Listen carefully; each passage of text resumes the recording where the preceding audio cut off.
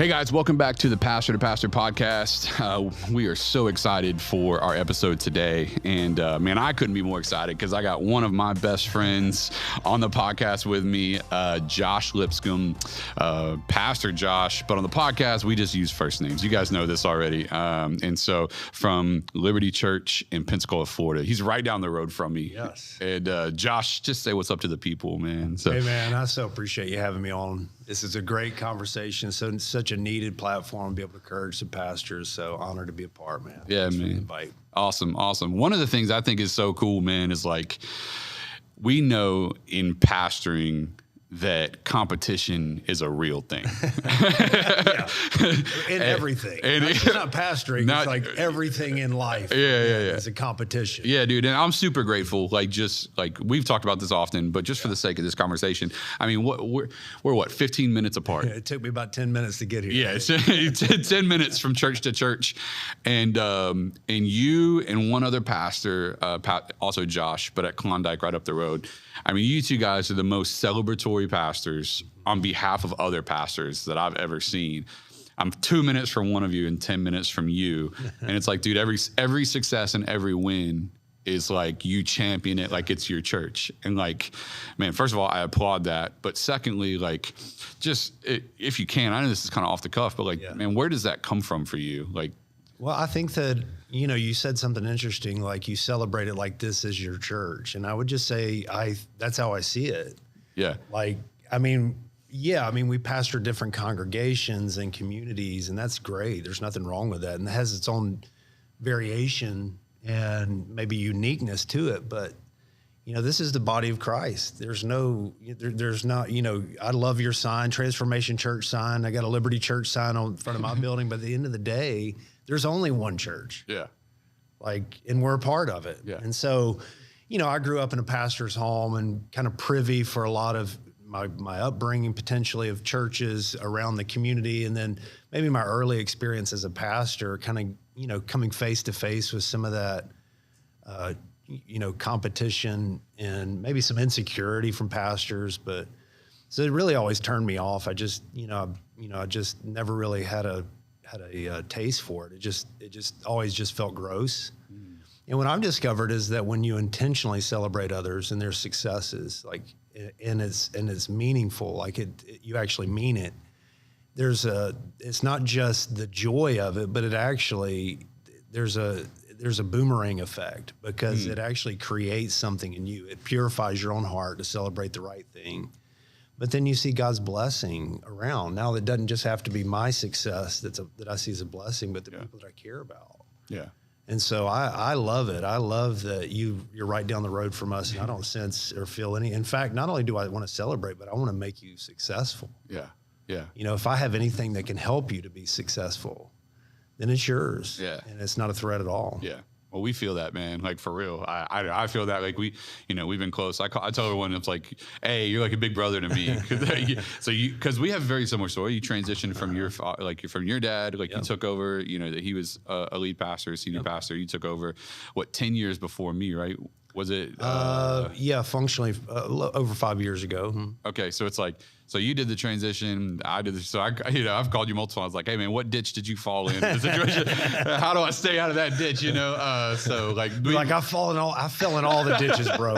Yeah. So I'm like, what do I do with this? But multiple times it's like, man, I have no idea. Like, here's what I'll tell you not to do. I don't know what to tell you to do, but I can tell you this didn't work for me. Like, that's been super great.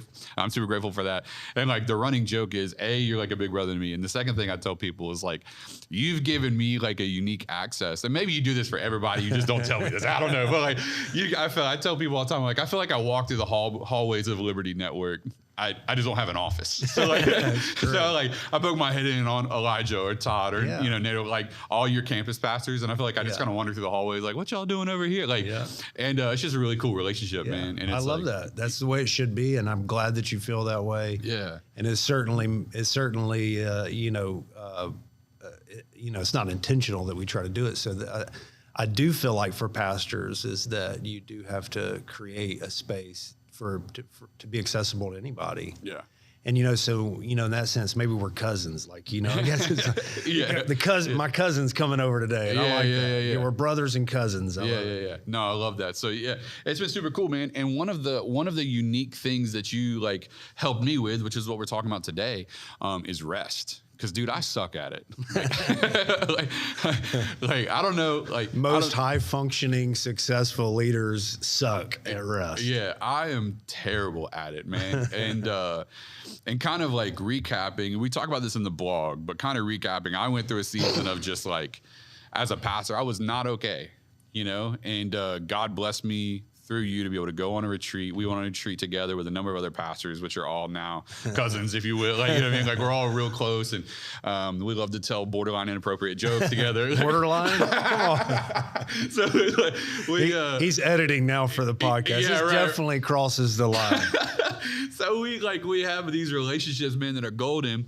But the first one I went on, man, I was, you could testify to it, I was not in a good place, just tired, man. And one of the things you told me, first of all, you tried to get me on a retreat, and I didn't go to the first one because I was too busy, just all the excuses. Yeah.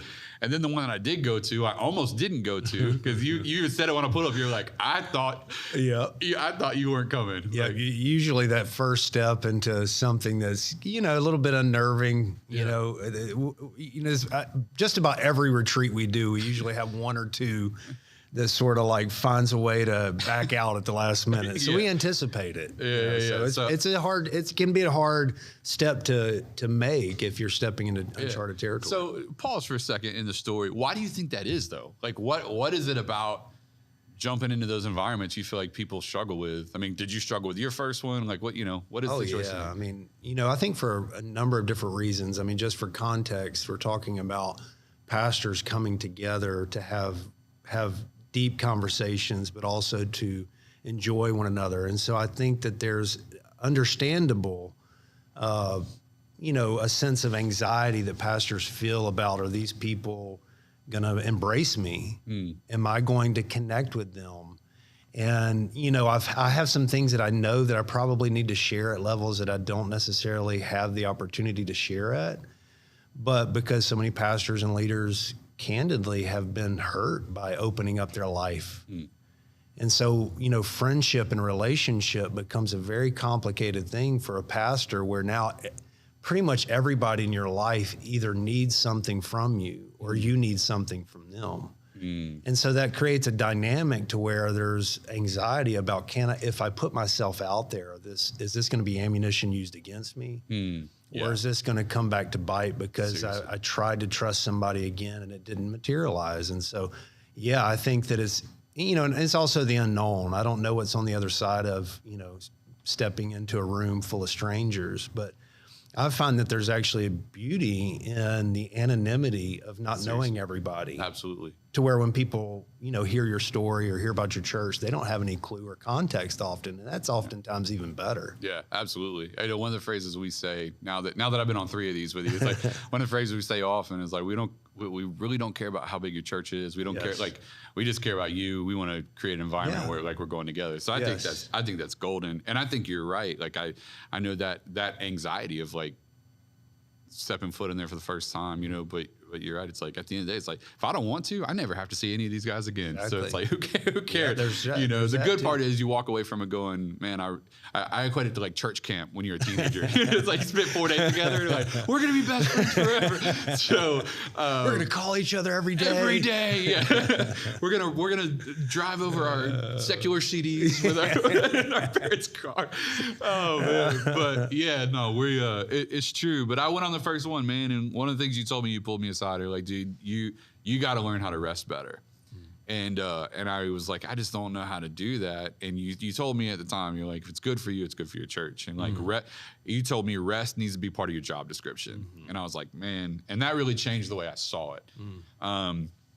And so now from that point moving forward, and I can seriously say that the last couple of years of pastoring since I've been on that, not only resting, but those relationships and some of those things have been just beyond valuable, man. And so I think talking to pastors now, those that are listening and those that are watching, encouraging them to take rest, right? So was there a season in your life where you recognized, like, I don't think I can do this at this pace for much longer? Yes, I've had many of those seasons. I battle through that season about weekly. It's most Mondays. Like, I don't know if I can do another Sunday. No, there was a season for me for sure where, you know, I had this realization that I remember it was my day off. Okay. So like my scheduled day off, and I went and did something fun.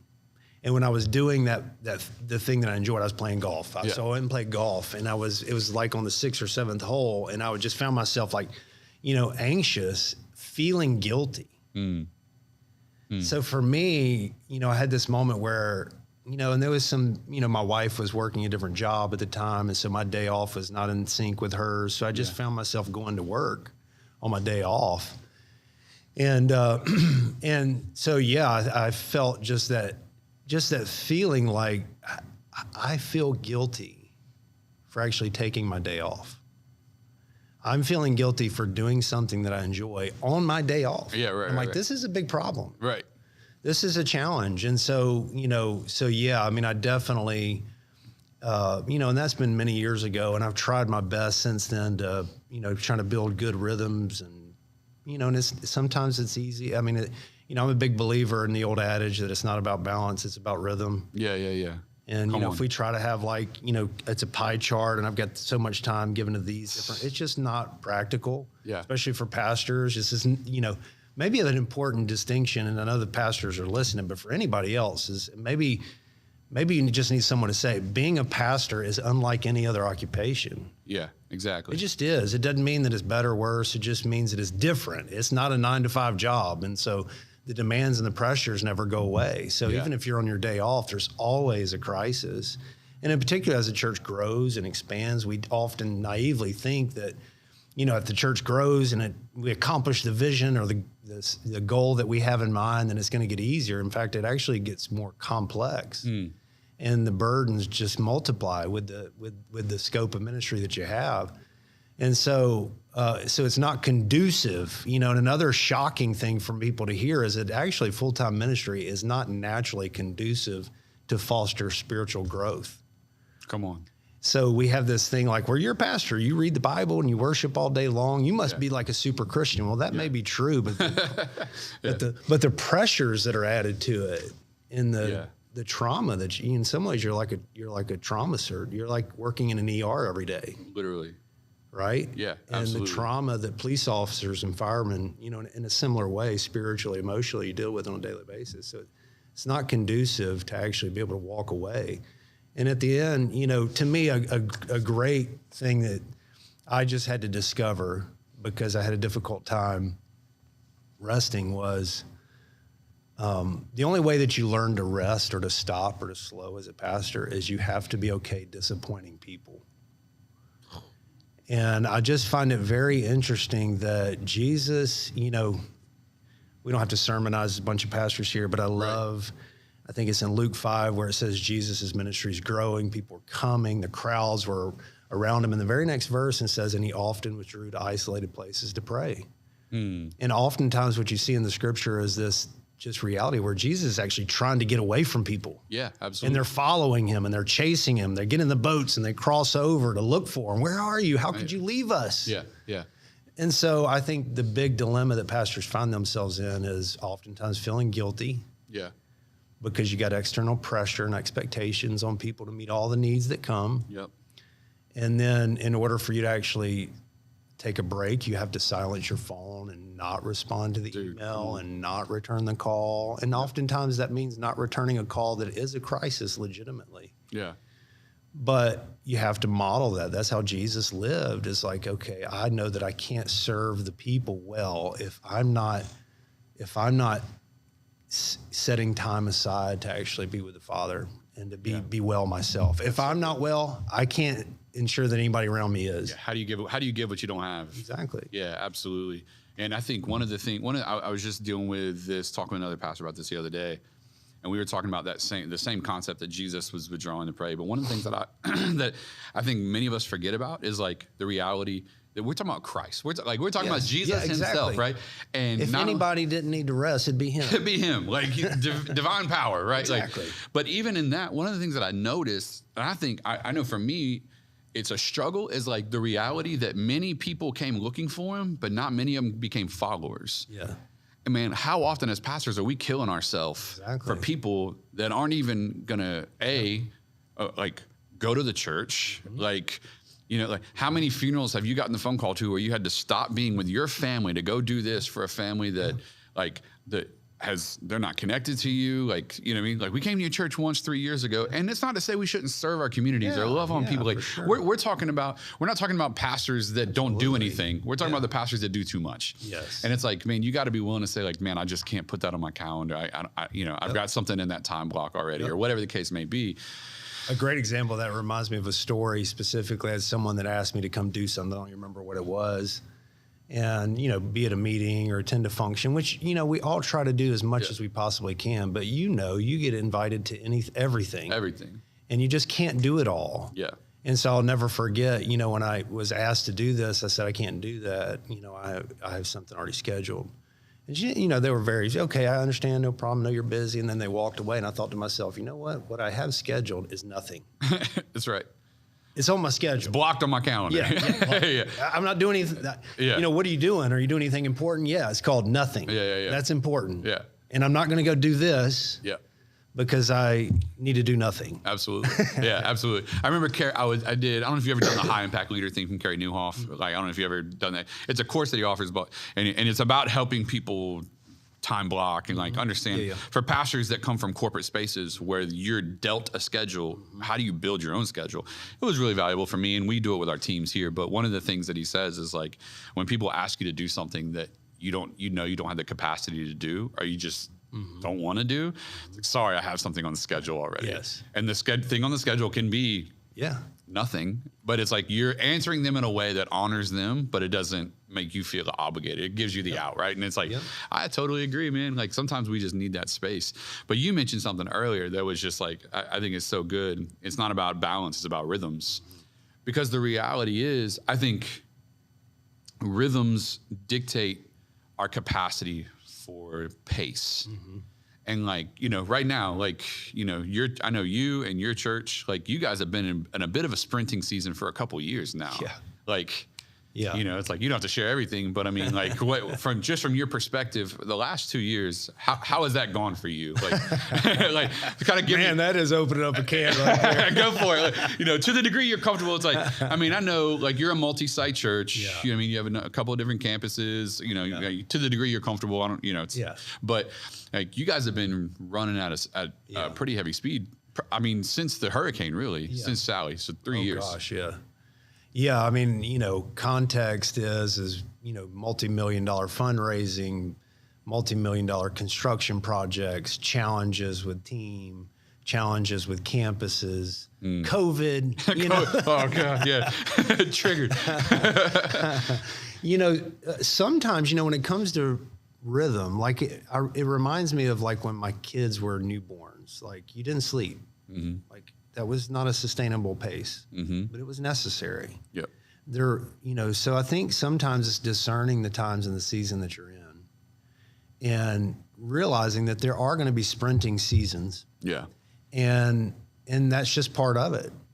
The challenge is when we prolong those ourselves or we don't have the discretion to be able to allow the balls that you're juggling to drop. Yeah. So that you can stop. I love the idea that, a lot of people say life is a marathon, it's not a sprint. But that's not really true. I mean, a marathon is a freaking long run. Right. It's like, what are we saying here? We want you to be able to run at a, medium grade pace forever until you die. It's not real. That's not real either. Yeah. It's almost less sustainable than I can sprint for a while and collapse. But someone told me one time, it says life isn't a marathon, it's a series of sprints. Yeah.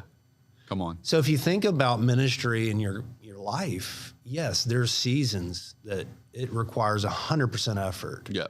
You can't sustain it for a long period of time. And so the difference is when you finish a sprinting season, is the discretion not just to rest but to recover strength. And sometimes that means nothing. Sometimes that means, diet, exercise. Sometimes that means recreation, so you can regain your composure, so that you can give it your all again. Yeah. So from the outside, we've dealt with crisis and challenges they never go away, right? They're always there. Right. And I think that's the other challenge is that, for my own life, to be honest with you, I've devoted a lot of time and energy building a team that can carry a lot of the things that I don't have to carry. And then I have to learn, which is a very difficult thing, to learn how to be okay when things aren't okay. Mm-hmm. Because as you know, and every pastor listening knows, is that if the anticipation is you're going to get well, or you're going to be okay, or enjoy your life, or rest, or whatever, when everything works out, then you're never going to. Yeah. When this season's over, then we'll... June, everything slows down. It slows down in the summer. Be like, no, it doesn't. That's just what you tell yourself. Yeah, exactly. And so you do have to figure out a way to not return calls and to not do the urgent thing. Yeah. Because you're taking care of yourself. It's so good. Yeah. That's so good. It's so true, man. I was, again, just talking to some of our leaders Tuesday night at one of our pipeline classes. We were talking about recognizing sprinting seasons and recognizing pacing seasons. And one of the things that I think most leaders do is they try to force a sprinting season to continue longer than it's supposed to. And that's what you just mentioned. Absolutely. And not recognizing a pacing season. Me and my wife... my wife is not in full-time ministry. She works for the state. And so, one day that'll change, Lord willing. But for now, that's the case. And even for her, we have to have intentional conversations around Easter, around Christmas. For us, August is a big month. So around August of like, hey, we're not going to see each other as much. Like, it's like, we're not going to. So just like recognizing like, hey, we're in a sprinting season. We know the next 6 weeks are going to be crazy. And so we have those conversations and about family and about our home life and stuff like that. But because of that, we also have conversations around April every year and around October every year and around February every year, where we go, okay, like I'm going to come see her at lunch twice a week at our job. Like, and I'm not going to feel guilty about it. Nope. I don't feel bad about taking lunch to my wife and us eating at a picnic table outside our job, because we spent those 6 weeks. And that's what we're talking about with pastors. It's like, you got to be okay taking the moments you're given and resting in those, and not feeling like you got to force a sprint in a pacing season. And just being okay. Like, yeah, you know what? And literally the moment that it hit me was when I was sitting in my pool on a Wednesday at 2:00. My whole team is in the office, and I was like, the moment the thought hit me, like, how dare you be sitting in the pool at 2:00 in the middle of June on a Wednesday while your whole team's in the office grinding. And it was that, like, I can't believe you're resting moment. But dude, they weren't at the hospital at 9 p.m. visiting a family the week before or what. It's like my responsibilities are just different. And the sooner we could recognize that, the better. Oh, it's so huge. And so I think that the difference is, and it doesn't diminish any other role, but if you're a lead pastor or you're the senior pastor or whatever in your context, you're the president of the organization. The burden you carry is not the same. And you're the one that's waking up in the middle of the night. You're the one that can't sleep. And that doesn't diminish the people that serve. Praise God. Thank God for good team that serve in a task. But the burden of being a pastor is not the tasks, it's the weight.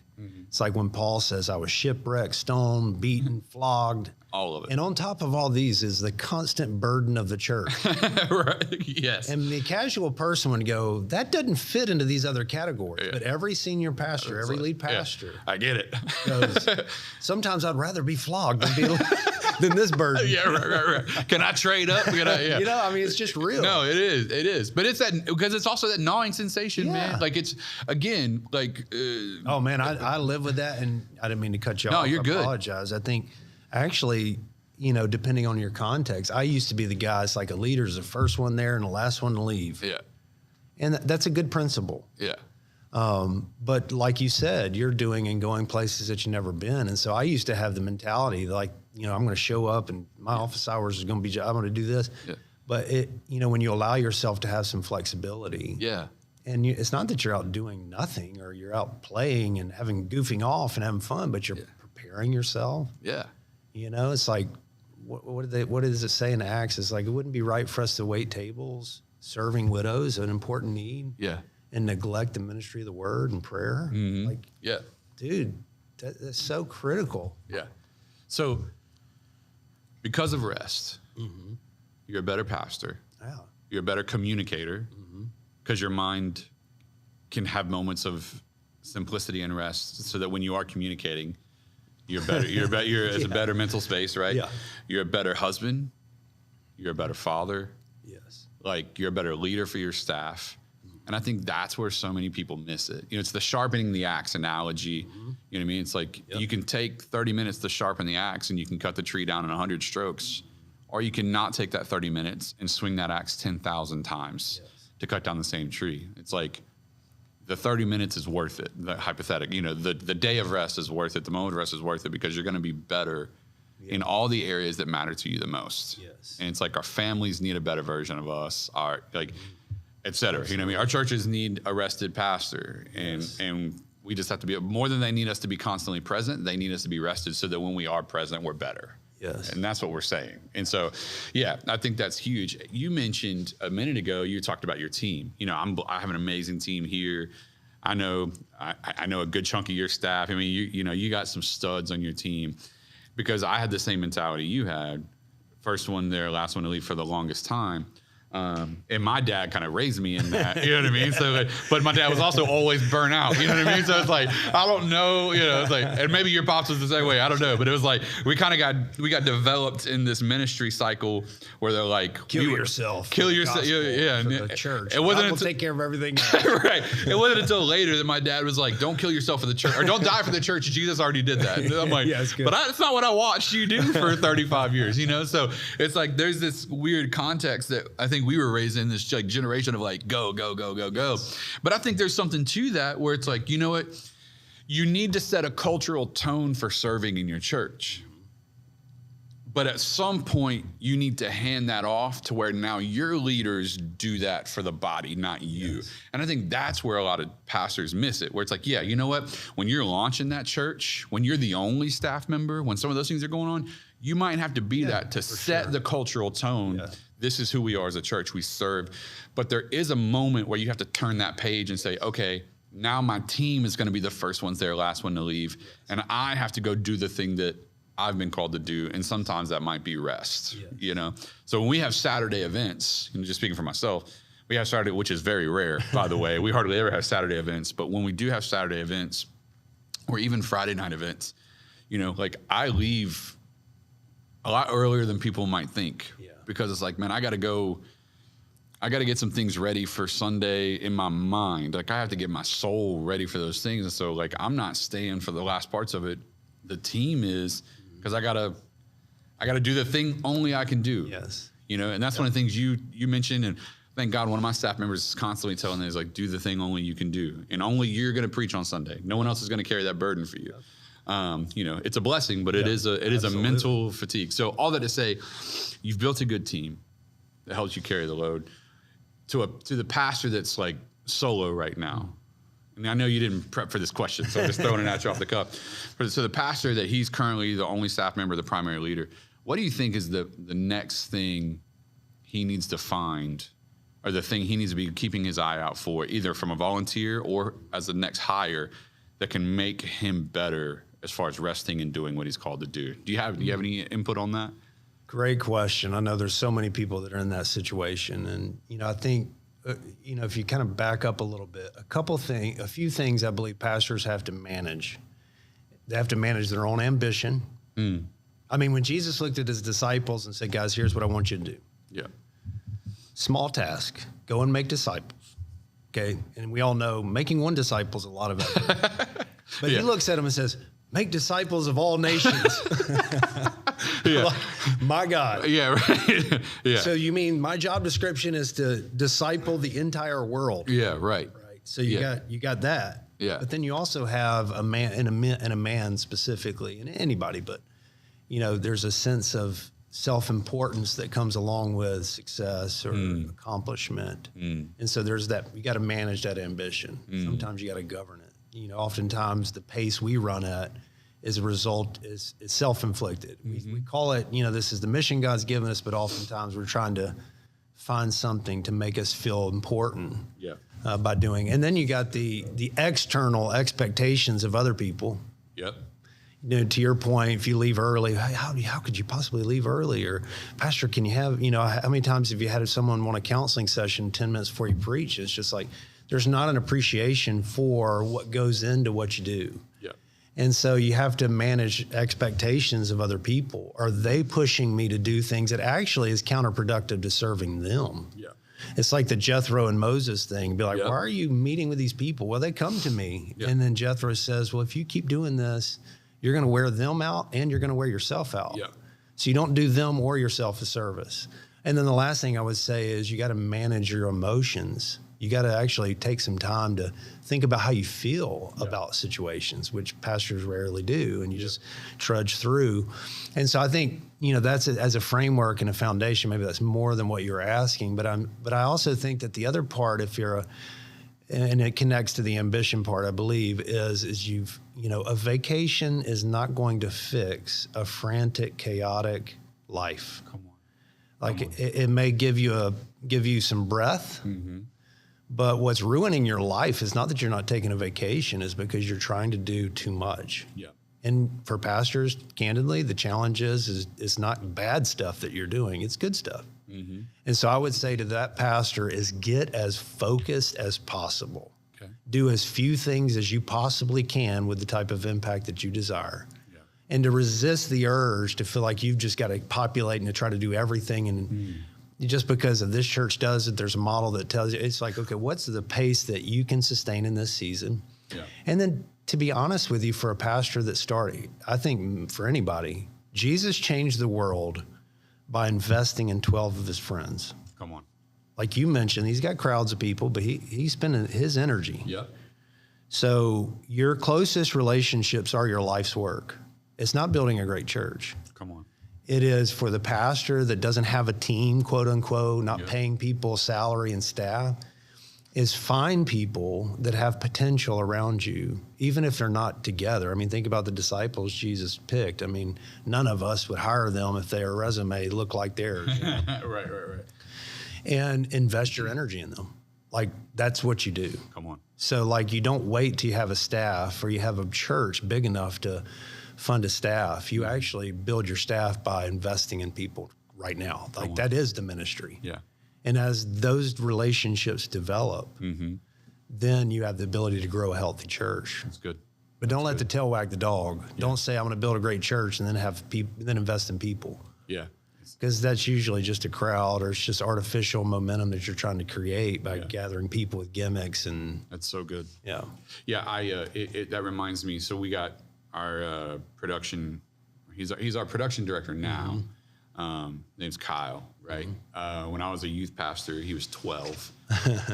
Long story short, dad left him for drugs, left their family. Mom came to me. I just don't want him to end up like his dad. Can you spend time with him? Sure. So I taught him to play drums, taught him to run sound, taught him all the stuff he was interested in. Honestly, I was just building a relationship with him and caring for him like an older brother or a father. Yeah. And man, that started 20 years ago. He's the highest capacity volunteer in our entire church right now. And I didn't do that for this. No. I'm giving a story to go along with what you're talking about. In fact, if you did it for that, it'd probably have a different outcome. It would absolutely have a different outcome. Absolutely. I did it because I was investing in people. That's what ministry is, right? And so all that to say is, you can't imagine the amount of work and capacity he creates for me as a volunteer in our organization. Now, he has a position, he has a title, but he didn't get paid for it. Matter of fact, by the time this podcast drops, it'll be official, so I'll go ahead and say it now. But we just last week gave him his job offer to come full-time at church. Awesome. He's been serving in our church 30-plus hours a week for 20 years. Awesome. But that is a result of me pouring into him for 5 years straight. And just because he's one of the ones that's my life's work. But the byproduct of that is he made my life easier. Yes. And I think what you're saying and what pastors can gather here is, instead of trying to minister to 150 Monday through Friday pick the core that you're going to pour your life into, and that core can in turn serve the house and make your life easier. Yes. And they will multiply your influence if you invest right in them. Yeah, that's huge. And that's really the multiplier, is where the pastor, the leader, can actually thrive and see fruit and productivity without killing themselves. Without it being detrimental. So talk to me, if you can, like, what is, you had mentioned rhythms before. So what is, do you have a rhythm that you try to pay attention to, or is it just as the sprints come, you find moments? Let's see, you're a drummer, right? So there's probably different. Yeah. What's the frantic one? Is that the 6-1 or like blast beats over here. It's different for everybody, and temperament and personality. I think it's got to be comprehensive in that, you can't just have a daily devotional time and then nothing else. Yeah. So I think that obviously daily you need to find time to still away. When Jesus said, come away with me to a quiet place and pray and rest, find rest for your souls. Yeah. So I think you need to do that every day. Obviously a Sabbath should be protected, and try your best to just do nothing and to relax and to chill, spend time with your family, do the things that actually adds life to you. Yeah. And I try to protect that. I try to guard that as much as possible. I mean, come on, this is a podcast and I'm not just going to blow smoke here. It's difficult. Yeah. I mean, we have several campuses, lots of people, there's always a crisis. And so it's hard. Yeah. But for me, I think it's important for pastors and leaders, and I know that not every context is the same. Sure. But try your best to keep a flexible schedule where you're not obligated to be anywhere as much as possible. Yeah. So that it can ebb and flow. Yeah. And you have the ability to pick and choose. Yeah. Because you will get that phone call. Yeah. Where you do have to be. You will. So you need to keep flexibility in your schedule so that it can be, you can adjust. Yeah. And and then I would say for preachers, okay, and this may be different, all right, let me back up and say it this way, is that the great predictor of success in ministry is not your productivity, but it's the pace you can keep over a long period of time. I think Albert Einstein said that the most powerful thing in the universe is compounding interest. Get a long-range vision here. So many people are just trying to, I had a conversation with the pastor. He's like, I think probably in a year we'll double or triple in size because of this or because of that. I'm like, dude, that'd be a terrible thing. And he looked at me like deer in headlights, like, what do you mean that's terrible? I was like, dude, you don't even understand the as a pastor who just went through it, as a pastor that just went through it, slow growth do not recommend. And you get to govern that, and slow. So I would just say plot along. It's like up the middle kind of football. It's not Hail Marys. We're just 2-3 yards at a time. Come on. Yeah. Over a long period of time. Yeah. And it's amazing. That's my story. I've been here. I've been in the same place for 24 years. Yeah. And, nothing fancy. It's like we're going to hit doubles every week. Yeah. And so to let the pressure subside, it's really the faithfulness over a long period of time. Come on. That really paves the way. And so I would say for me, I think it's important to look at your preaching schedule. Yeah. Okay, a good rhythm may be 6 on and 1 off. Okay, so I talk to pastors all the time. I preach 51 times a year because my people have to have me, and they hate it when the other guy preaches. And I'm like, dude, you're just setting yourself up. Yeah. Develop some communicators if you can. Yeah, absolutely. Or to be honest with you, chill out on the, people have to have you kind of mode. Because here's the deal. I joke about it with my staff, and my wife hates it when I say it. I say, I could die tragically this week in a car crash, in a plane crash. I could die people are going to be sad. Yeah. They're going to cry. There's going to be hundreds of people. It's going to be a nightmare. Yeah.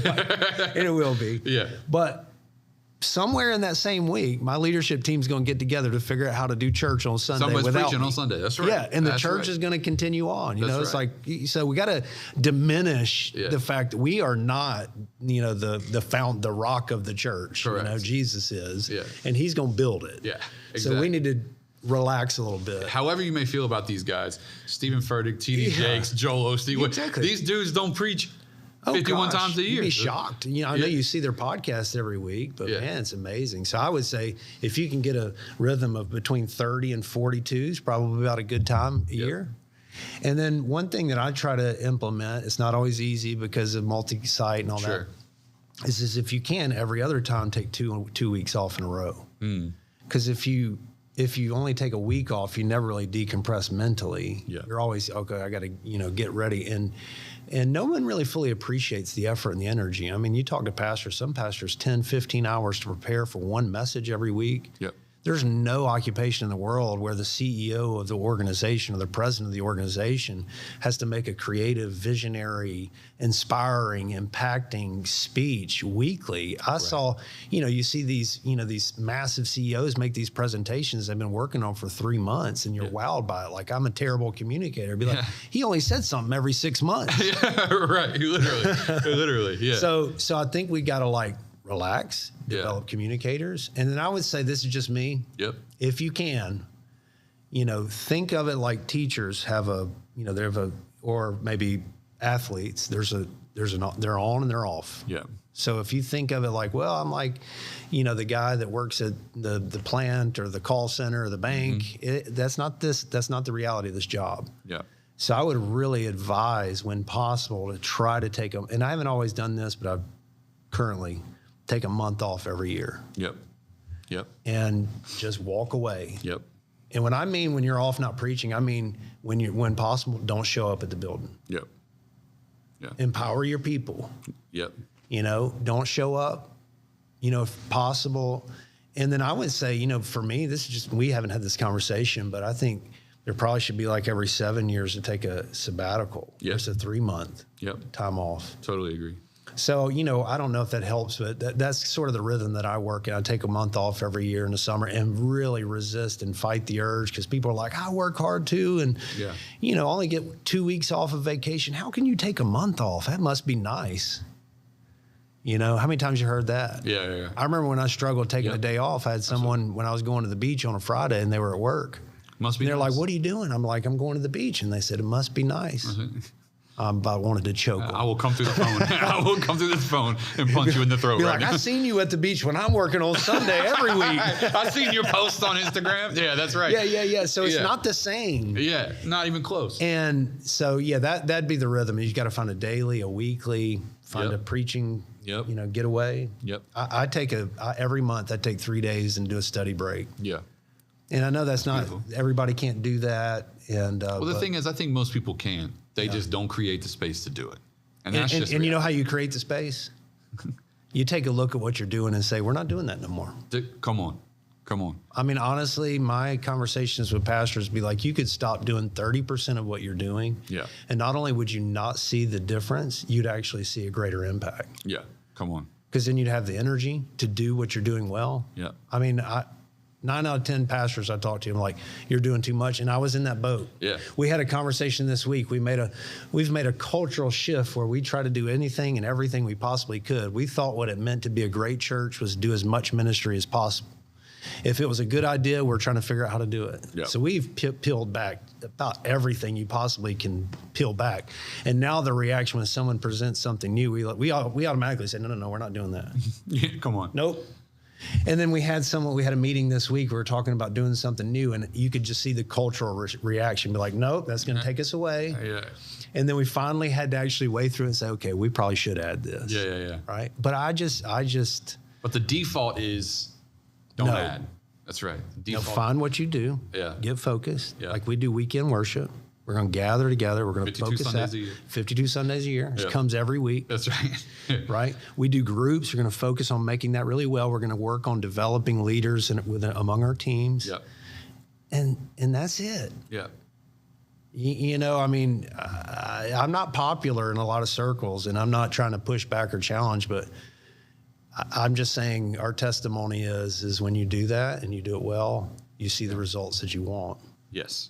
Well, the thing is, the people can argue with it all they want to, or people can say what they want to say. But at the end of the day, the number of campuses you're pastoring has doubled since you took over, since your primary influence has been, it's like, so the number of people that you're reaching, the number of people you're discipling, the number of people that are coming to meet Jesus on a regular basis is far more than it would have been if you were putting all your attention on events and all these other things.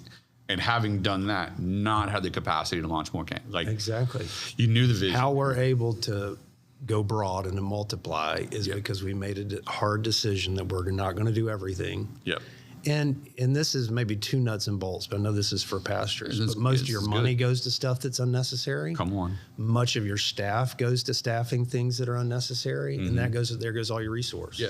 So, in case in point, what we're talking about right now, pastor that's listening or watching right now, how much more rested could you be if there were more no's to the things on your calendar? Like we're literally talking about rest right now. Now, part of it, what the main focus we're talking about rest is being content with resting when you feel like you should be working. But at the end of the day, you could find more of those pockets for rest if you were saying no to more things. Absolutely. And it's like you can take a week off. But if you're working 80 hours a week, and it ain't gonna fix it. Absolutely. So you can't have one without the other. You have to really assess when you're on. Yep. And then think about when you're off. Absolutely. So it's not like let's pace. Right. Actually, you could probably do and you'd be more fruitful. Absolutely. And here's another thing too, Brad. And I don't mean to open up another can, but one thing I've been really thinking about lately because of a conversation recently is someone was talking about burnout among pastors. Burnout is when you give too much and you collapse, right? Yep. But, the person that was having the conversation said, what I'm finding is less burnout and more people that have lost the joy of doing ministry. So it's not the frantic pace, but it's oftentimes it becomes a duty and an obligation. Yeah. And it's not satisfying. Yep. You don't feel fulfilled in doing it. Now you're stuck doing it. Yep. And both of those, in my view, are a result of and this is, I'm just speaking honestly and candidly, I struggle with both of those. Yeah. And at times I've been burned out, and there's been times where I'm like, if I never preach again, I'd be happy. Yeah. You're right. I dream of, sometimes there are seasons I fantasize about working a cash register at Walmart. Literally. Punch in and punch out, go home. I ain't worried about this place, you know? Yep. But I think that a lot of that has to do with what you're really addressing in all this is figure out a pace when you're on and figure out a pace to be off. Yep. Focus your energy, and you'll have the resources that you need both to carry on the ministry and the resources within yourself to go the long haul. Absolutely. So you can last. That's absolutely necessary. All right, one more topic before discussion, and then we'll wrap up for the day. And there's a couple things that we've talked about that I think we need to put some blogs together and maybe bring you back for a couple more conversations. I think the competition conversation is one that needs just more legs underneath it and stuff like that. We'll deal with all those things later, but retreats and creating intentional pockets for community and rest. We talked about it earlier about some of the ones you and I are on, and like I said, I've been just blessed to build some communities. But like, dude, the hardest I've laughed in years has been in those environments. Yes. Like, I will never forget 2 years ago when we were reenacting our childhood church traumas together. Gosh, yes. What a bonding experience. Oh man, we were doing the church dance drama things. The mind teams. The mind teams. The Rapture's coming this week. Yeah. And the One Piece leotard, things, like just all that stuff. And some group therapy, dude, 100% trauma care therapy. That's what I was like. This is trauma bonding right now. That's what we were going through. But man, it was like those moments are serious gold. Yes. And it was really cool, man. The first one I went on, me and one of the other guys that was there, who's now a leader with the group you lead, like we both walked in really bad spots. Like we were, matter of fact, his willingness to be transparent on the show is what made me go like, these are my people. Like, I found it, but I mean, like, so from that moment, and then it was really cool, man. That was February 22. Yeah, I don't remember. 2 years ago. 21. 21, yeah. And then, February 21. And then February of last year, I was back on the trip in a great place. Just like, man, so much healing had happened in my heart, and I found my counselor on that trip, which dude is amazing. He's been helping like just deal with so much that I have as a pastor, but also just et cetera. Like, but on the last trip, there's another guy there, and my second trip is his first trip. and he's in rough shape, man. Comes in, and we both know who I'm talking about, and he's in bad shape, man. I'm looking at him going, golly, dude, I remember that, right? And man, that trip, nourishment to his soul. We just went on a trip in October together, me, you, him, and he brought somebody. Yep. And I'm looking at him, and I said it at the dinner table one night. I was like, "You're a different man sitting here." Facts. And it was, I see myself, I see him.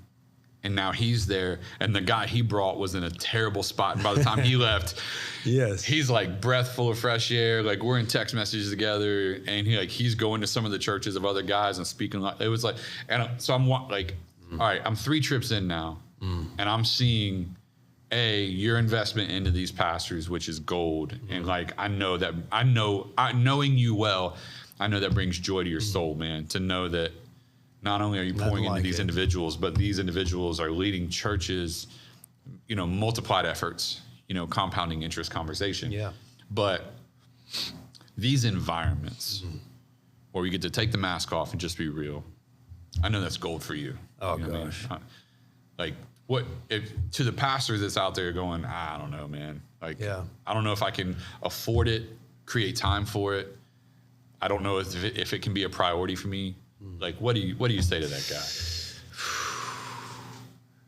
guy? We have an environment in ministry where there's almost an insatiable ambition with the illusion of relationships. We go to conferences, we go to gatherings at churches, we're inspired to tackle the next mountain and hill, and there's people around us. Yeah. But most people are alone. I always think about, it's a heartbreaking verse, but it's sobering, it's so real for pastors, is a man of many companions comes to ruin. But there's a friend who sticks closer than a brother. Yeah.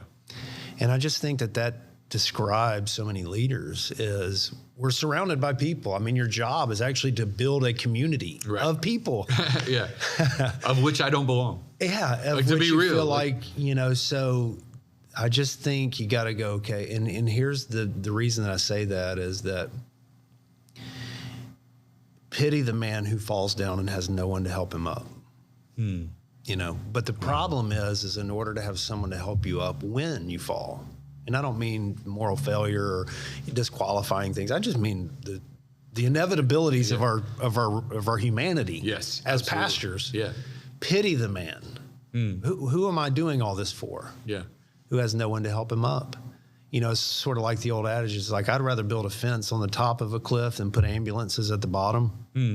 We're so good at just, having an ambulance down waiting for the inevitable crash. Yeah. Rather than saying, hey, we have to create an environment. And it's hard, but it takes finding the right people that you can connect with. And, honestly, I've put myself out more than I like. I'm a reserved guy. I'm kind of a private individual. And so I try to set the tone to say, we're going to be vulnerable here. And, I just think about the environment I'm trying to create is we care about you. We care about you, not your ministry. Or we care about your ministry because we care about you. Right. Not the other way around. Correct. Meaning you're not important to us because you're leading this great thing. Yeah. And if we ever get that twisted, it's a problem. Yeah. And so I would say, not only you, you may have heard of it. There was an era that was like pastors can't have friends. Yep. And I'm like, what? Yeah. And I know that it's hard to have friends, and I know that the pain of having friends, but it's just postponing the inevitable. Of your life falling apart if you don't have the people around you that you need. Yeah. So it's not only is it important, it's absolutely critical that you have people around you that love you, that care about you. They're not impressed by what you do as much as they're impressed by who you are. Yeah. And thank God it seems like there's a move where pastors are finally waking up to say we've got to create these pockets of places where people can talk about the things that are going on in their life and in their heart in ways that are not, harshly treated or judged or, because at the end of the day, pastors are people. Yeah. And pastors need what every other person needs in order to be healthy. Yep. And that's a community of people where they can bare their soul and even to confess their trespasses so that they can be healed. Absolutely. There's no perfect pastor. And now we live in an environment where, you know, if a pastor shows his humanity in any fashion, somehow he's being accused of being a fraud, like he's a wolf in sheep's clothing. And so no wonder it perpetuates people hiding, because pastors are people. And this doesn't diminish the responsibility and the great call in our life. And most pastors blow it, not because they're wicked, but because they're weak. It's not because they're you know, evil, and you know, it's just because there's a frailty to it and a lack of appreciation for the things that are needed to invest in. So I would say, pastor, not only is it important to have friends, it is essential, not just for the health of your church, but for the safety of your family and the well-being of your soul. To have people around you that care about you. So good. Yeah, that's so good, man.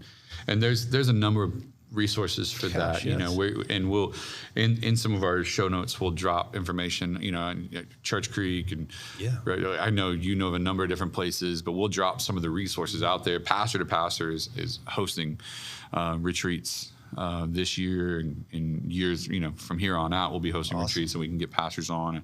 I know you host a couple, and then there's some really, really large organizations that, I mean, their goal is just like 1,000 pastors, or you know, a year or something. It's like wild, and we'll drop some resources for pastors out of those. But man, I just want to encourage all the pastors out there to take a lesson from the book that I had to learn on, that you said you had to learn on, and I've heard your refuge story. I mean, I've heard a lot of those things from you, and it's like, we all need it, you know what I mean? And from when I pastored the church at 200 people to where we are now, which is, you know, considerably larger than that. I know the journey you've been on, you know, from, you know, smaller church environments to now, you know, leading a significantly larger church than that. The pressure doesn't change. It just multiplies, but it doesn't change. So we don't wait till you're like, well, once we get this big, then it's like, no. Pastor Dan tells me something. My dad, he tells me something all the time. You just start how you want to finish. Start rested and you'll end rested, because you created the rhythm that doesn't change no matter how big you get. Right. And so I think that we can things don't drift towards simplicity. They drift towards chaos. Yeah. As they grow and develop, complexity compounds is so important. Yeah. So, man, I'm so grateful for you, bro. Like you dropped some nuggets on some absolute gold, and I knew it. That's why I wanted you on this podcast, especially for this topic. Like I said, man, you were instrumental in helping changing my life, and therefore our ministry is better for it. My family's better for it. And I hope that every pastor that's out there that's listening to this is going to take something from this and prioritize rest for their soul. And therefore realize they'll be better pastors, better leaders, better husbands, better fathers, because they said yes. And so awesome. Man, get some rest out there, guys. We love y'all. Thank you, Pastor Josh, for being with us. Josh, my brother. Pleasure. And we'll catch you guys next time for another Pastor to Pastor podcast.